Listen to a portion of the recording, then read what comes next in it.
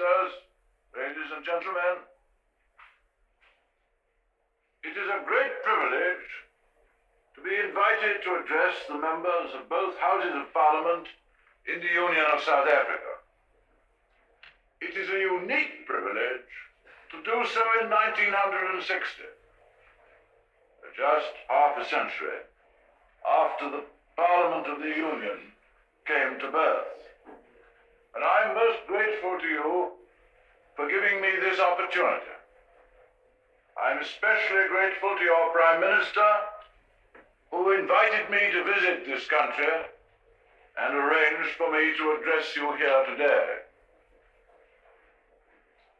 My tour of Africa, or certain parts of Africa, the first ever made by a British Prime Minister in office, is now, alas, reaching its end.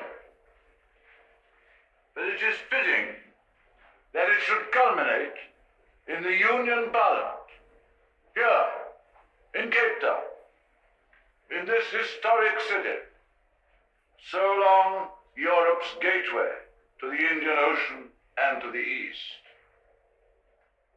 In the Union, as in all the other countries that I visited, my stay has been, of course, all too short. I wish it had been possible for me to spend longer time here, to see more of your beautiful country, and to get to know more of your people. But in the past week, I have traveled many hundreds of miles and met many people in all walks of life. I've been able to get at least some idea of the great beauty of your countryside, with its farms and its forests, mountains and rivers, and the clear skies and wide horizons of the veldt. I've also seen some of your great and thriving cities, and I'm most grateful to your government for all the trouble they have taken in making the arrangements which have enabled me to see so much in so short a time. Some of the younger members of my staff have told me that it has been a heavy program.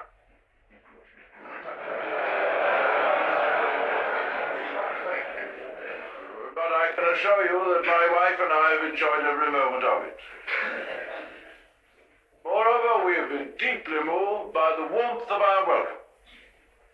Wherever we have been, in town or country, we have been received in a spirit of friendship and affection, which has warmed our hearts. And we value this the more, because we know it is an expression of your goodwill, not just to ourselves, but to all the people of Britain.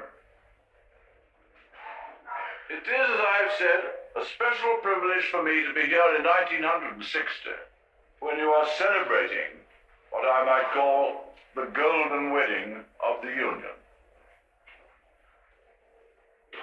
At such a time, it is natural and right that you should pause, to take stock of your position, to look back at what you have achieved, to look forward to what lies ahead.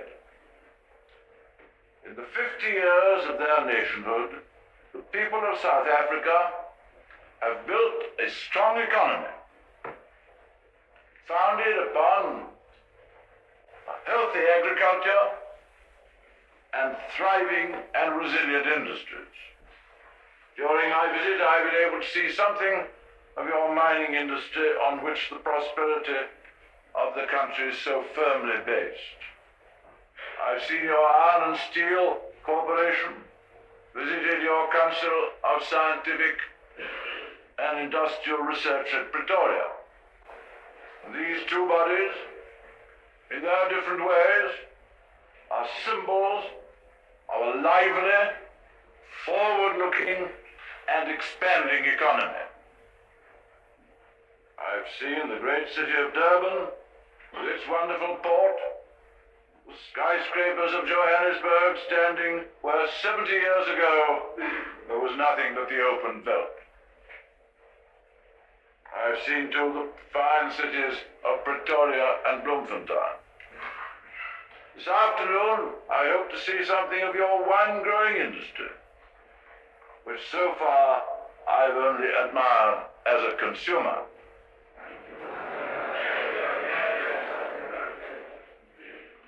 No one could fail to be impressed with the immense material progress which has been achieved. But all this has been accomplished in so short a time is a striking testimony to the skill, the energy, and the initiative of your people. And we in Britain are proud of the contribution that we have made to this remarkable achievement. Much of it has been financed by British capital. According to the recent survey made by the Union government, nearly 2/3 of the overseas investment outstanding in the Union at the end of 1956 was British. That is after two staggering wars which have bled our economy white. But that is not all. We have developed trade between us to our common advantage, and our economies are now largely interdependent. You export to us raw materials and food, and of course gold, and we in return send you consumer goods or capital equipment. We take 1/3 of all your exports, and we supply 1/3 of all your imports. This broad, traditional pattern of investment and trade has been maintained in spite of the changes brought by the development of our two economies. And it gives me great encouragement to reflect that the economies of both our countries, while expanding rapidly, have yet remained interdependent and capable of sustaining one another. You travel around this country by train, you will travel on South African rails made by ISCO. You prefer to fly, you can go in a British Viscount. Here is true partnership, living proof of the interdependence between nations. Britain has always been your best customer, and as your new industries develop, we believe that we can be your best partners too. In addition to building this strong economy within your own borders, you have also played your part as an independent nation in the world.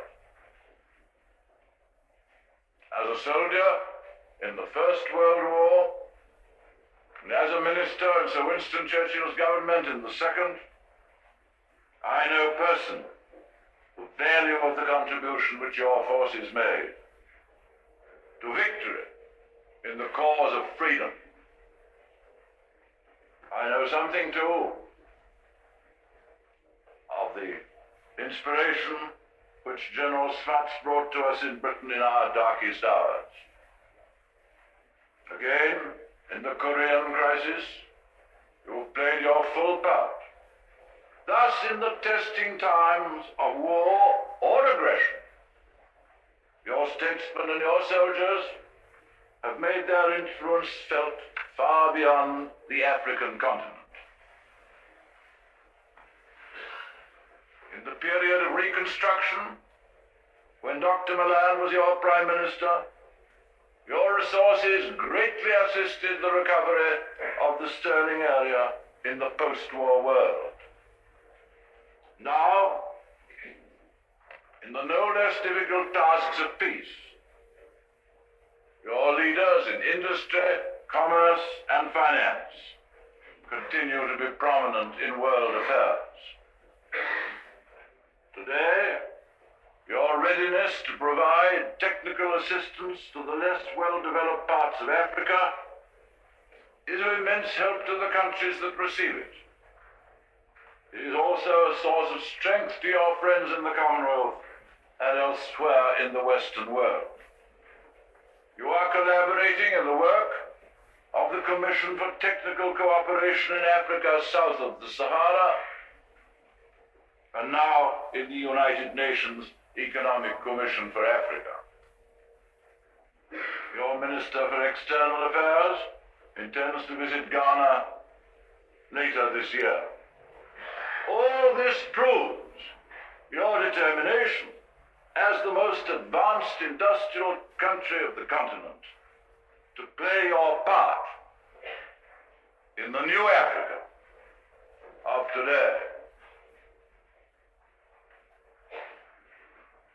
So, as I've traveled around the Union, I found everywhere, as I expected, a deep preoccupation with what is happening in the rest of the African continent.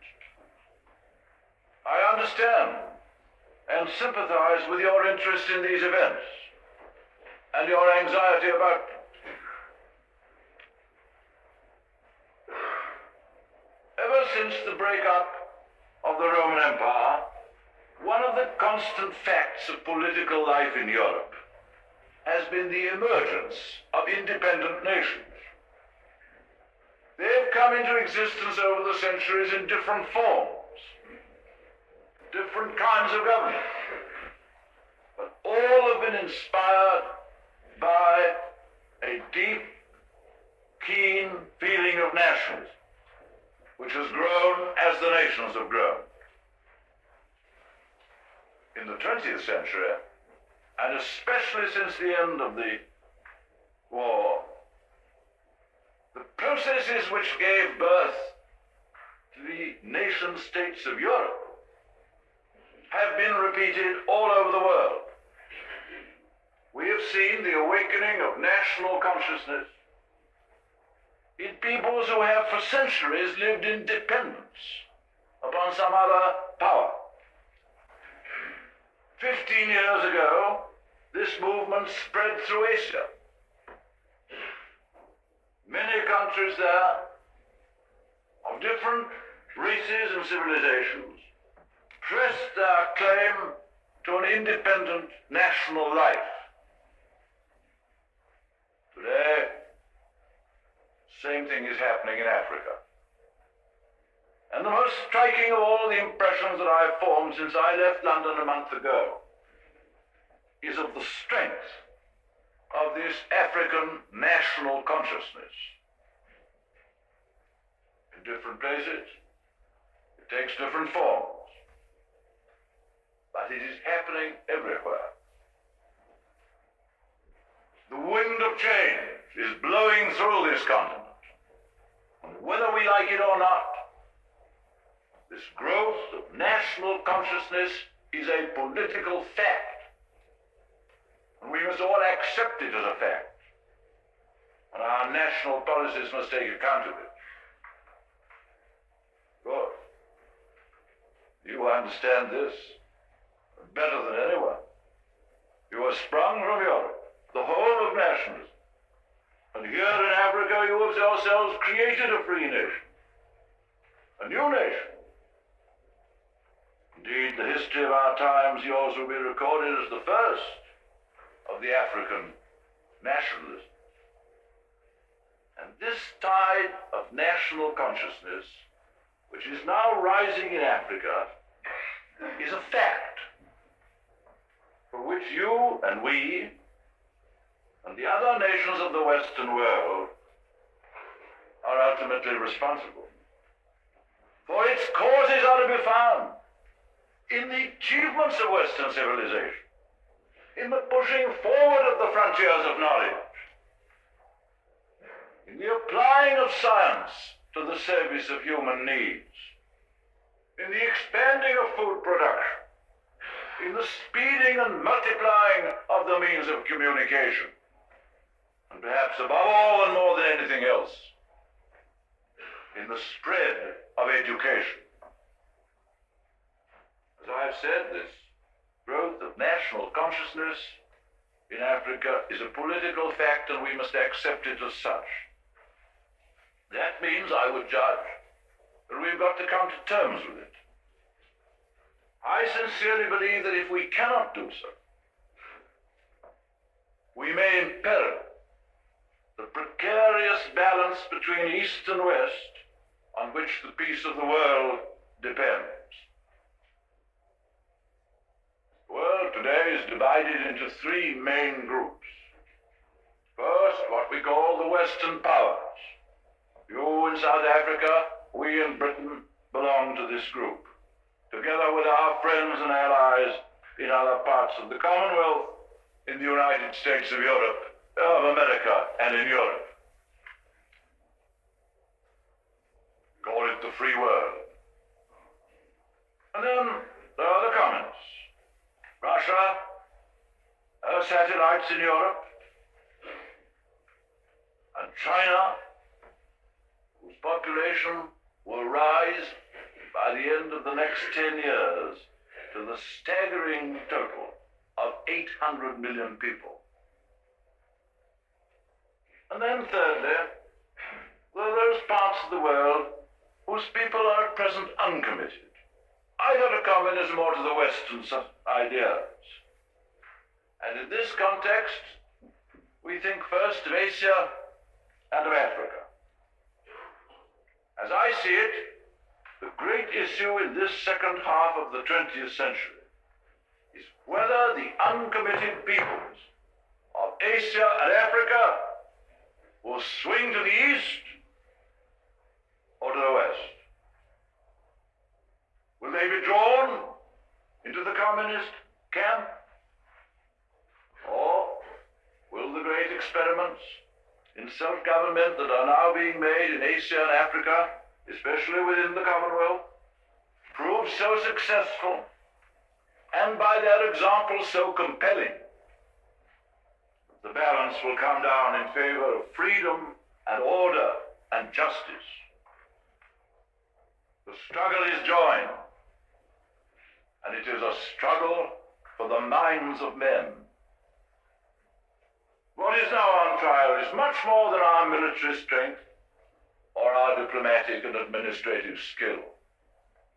It is our way of life.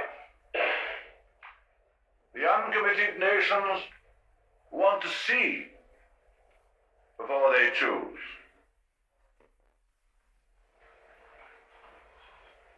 What can we show them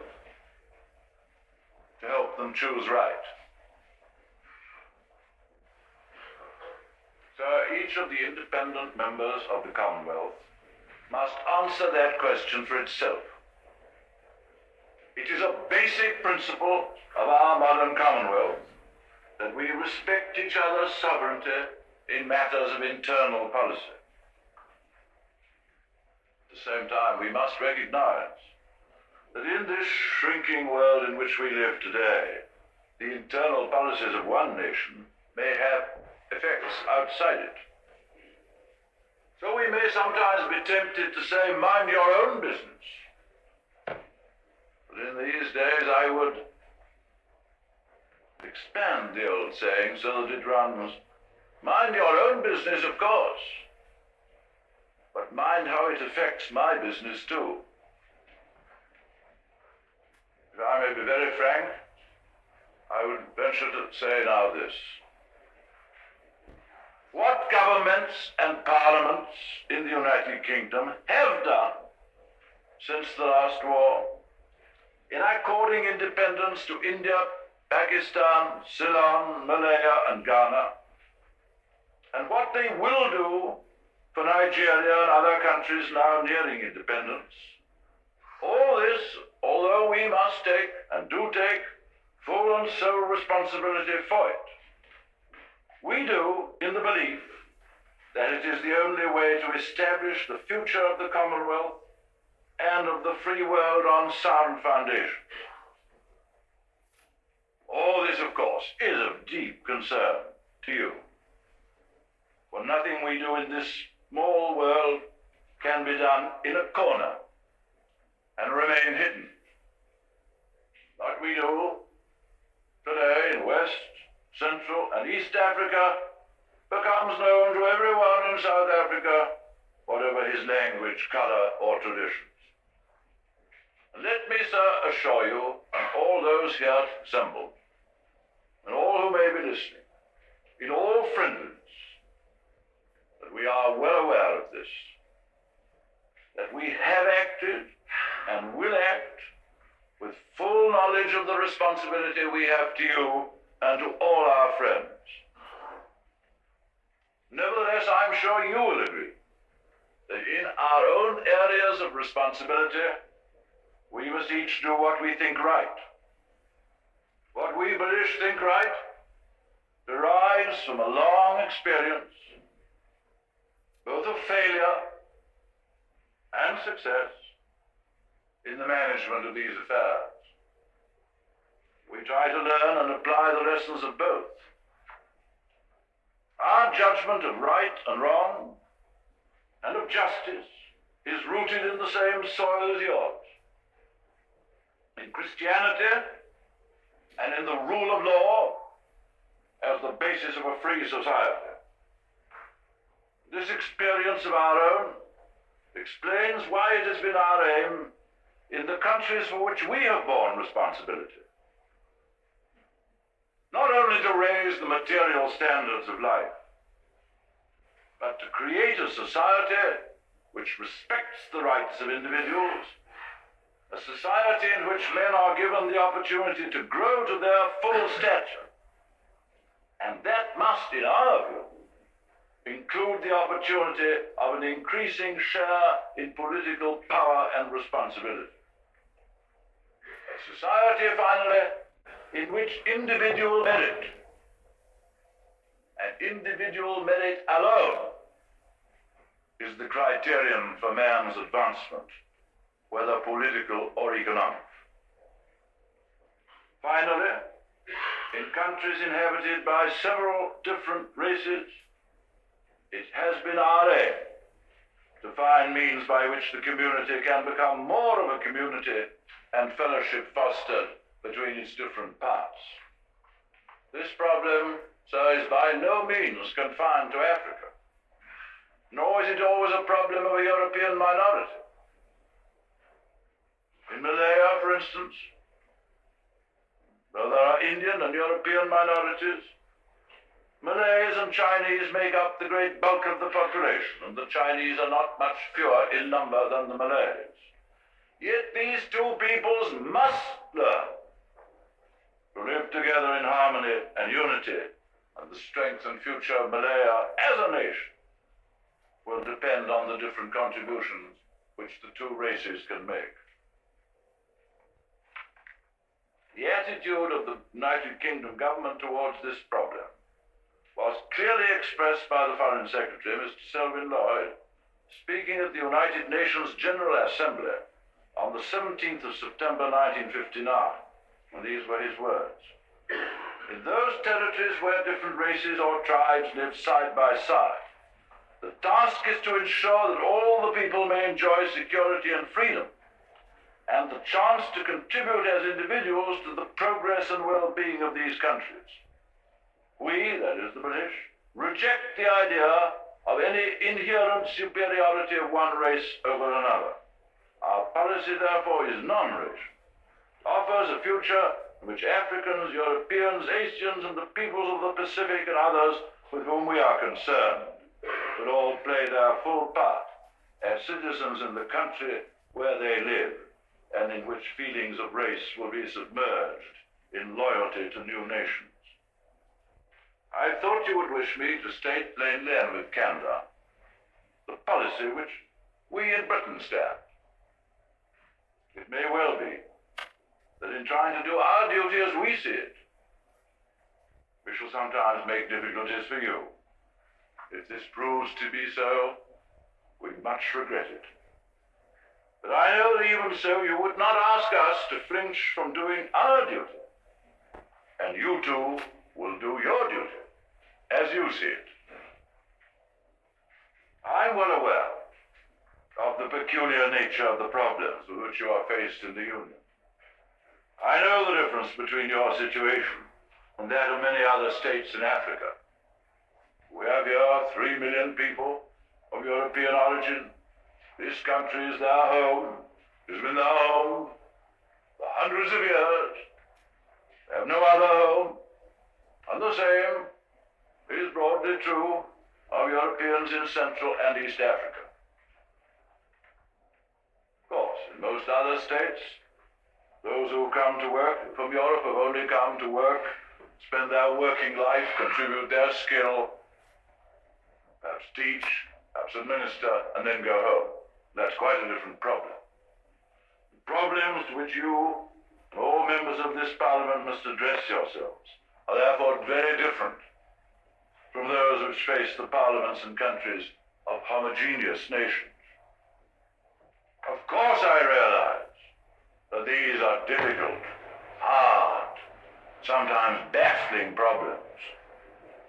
And therefore it would be surprising if your interpretation of your duty did not sometimes produce different results from ours in terms of government policies and actions.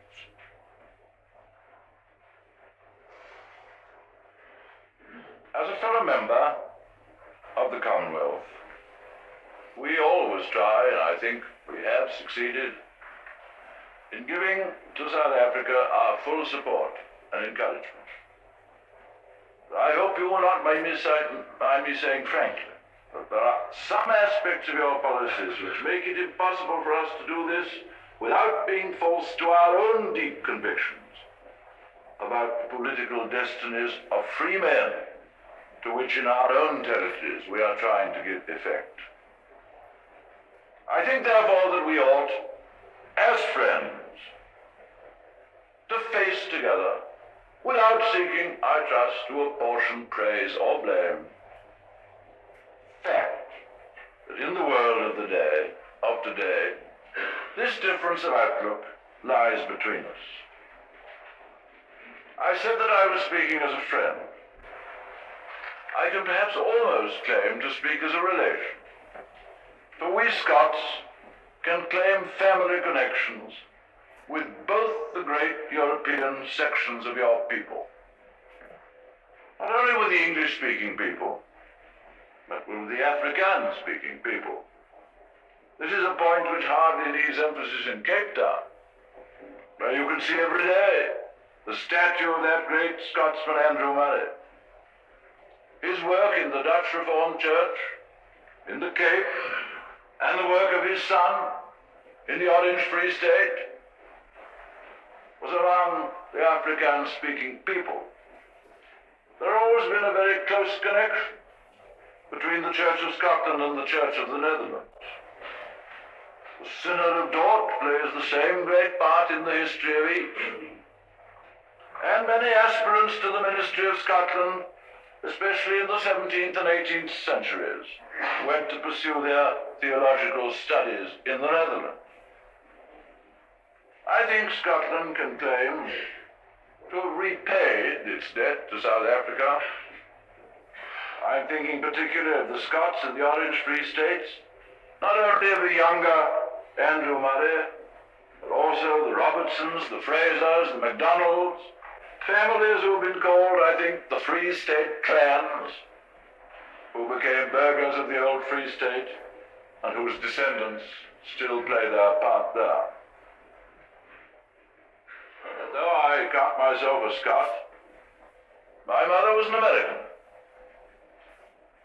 And the United States provides a valuable illustration of one of the main points which I've been trying to make today. The population of America, like yours, is a blend of many different strains. And over the years, most of those who've gone to North America have gone there in order to escape conditions in Europe, which they found intolerable. The Pilgrim Fathers were escaping from persecution as Puritans. The Marylanders were escaping from persecution as Roman Catholics.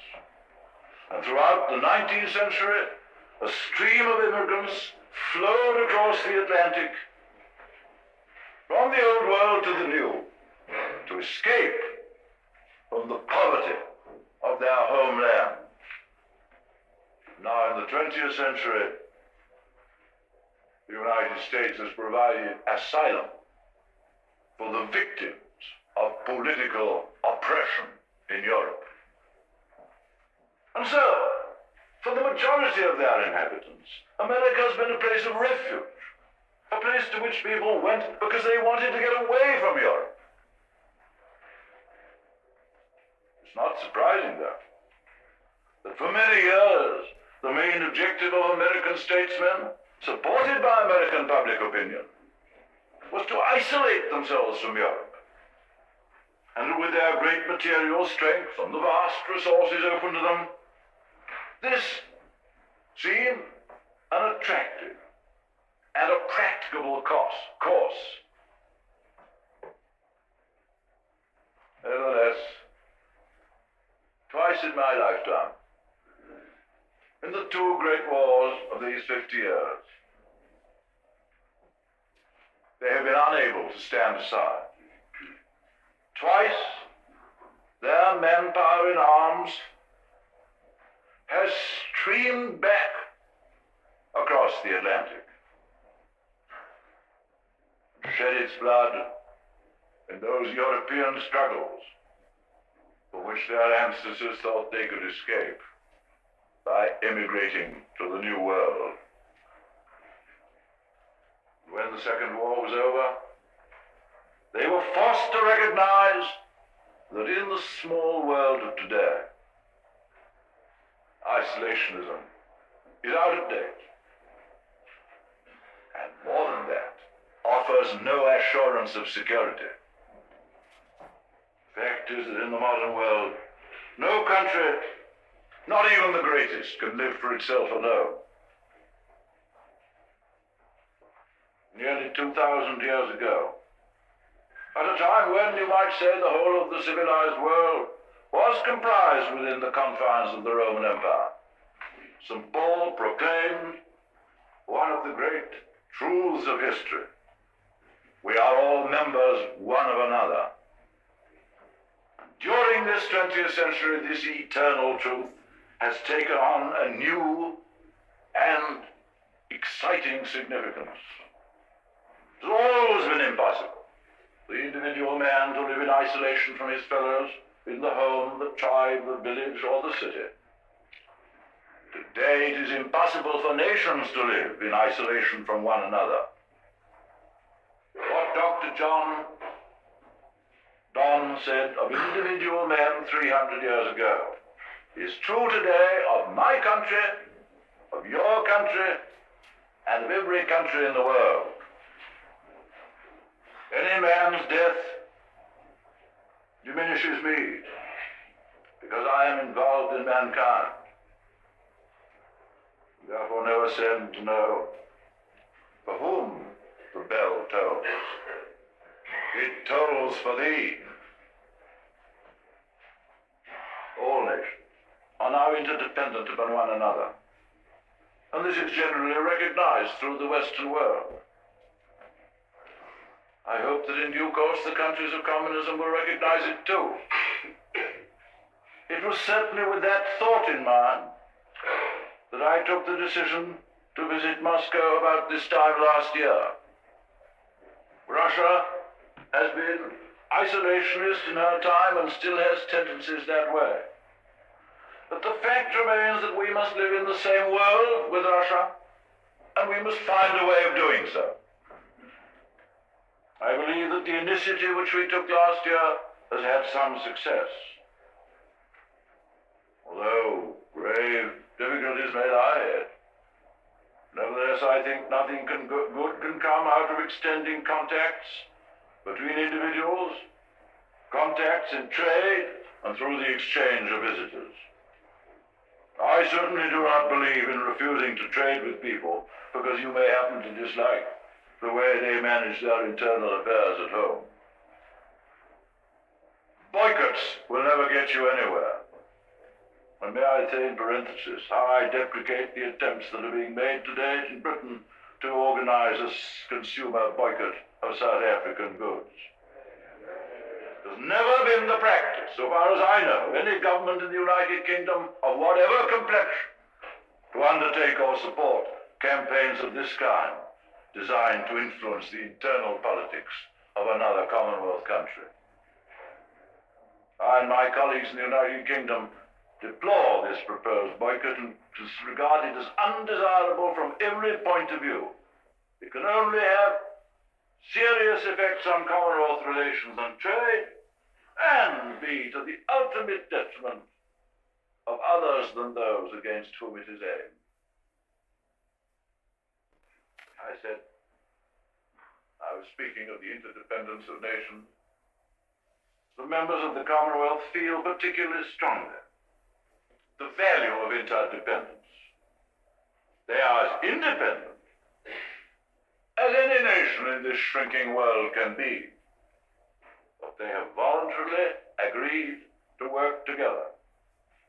They recognize that there may be, and must be, differences between them, in their institutions, in their internal policies, and membership does not imply either the wish to express a judgment on these matters or the need to impose a stifling uniformity. It is, I think, a help that there has never been any question of a rigid constitution for the Commonwealth. Perhaps this is because we in the United Kingdom seem to have got on all right for several hundreds of years without a written constitution and are rather suspicious of such things. But whether that is so or not, it is clear that a rigid constitutional framework for the Commonwealth would not work. It's not that kind of thing. The very first of the stresses and strains which are inevitable in this period of history, cracks would appear in this rigid framework, and then the whole structure, in my view, would crumble. It is the flexibility of our Commonwealth institutions that gives them their strength. President, Mr. Speaker, honorable ministers, ladies and gentlemen, I fear I have kept you a long time. I much welcome the opportunity to speak to this great audience. This carries such great responsibilities. In conclusion, may I just say this. I've spoken frankly about the difficulties between our two countries, the differences between our two countries, in their approach to one of the great current problems with which each has to deal within its own sphere of responsibility. These differences are well known. They are matters of public knowledge, indeed of public controversy. I would have been less than honest if by remaining silent on them, I'd seem to imply that they did not exist. But differences on this subject, or one subject, important as it is, need not and could not, should not impair our capacity to cooperate with one another in furthering the many practical interests which we share in common. The independent members of the Commonwealth do not always agree on every subject. It is not a condition of their association that they should do so. On the contrary, the strength of our Commonwealth lies largely in the fact that it is a free association of free and independent states, each responsible for ordering its own affairs, but cooperating in the pursuit of common aims and purposes in world affairs. Moreover, these differences may be transitory. In time, they may be resolved. Our duty is to see them in perspective, against the background of our long association. Of this at any rate I am certain. Those of us who by the grace or favor of the electors are temporarily in charge of affairs in your country and in mine, We, fleeting, transient phantoms over the great stage of history, we have no right to sweep aside on this account the friendship that exists between our countries. That is the legacy of history. It is not ours alone to deal with. To adapt a famous phrase, it belongs to those who are living.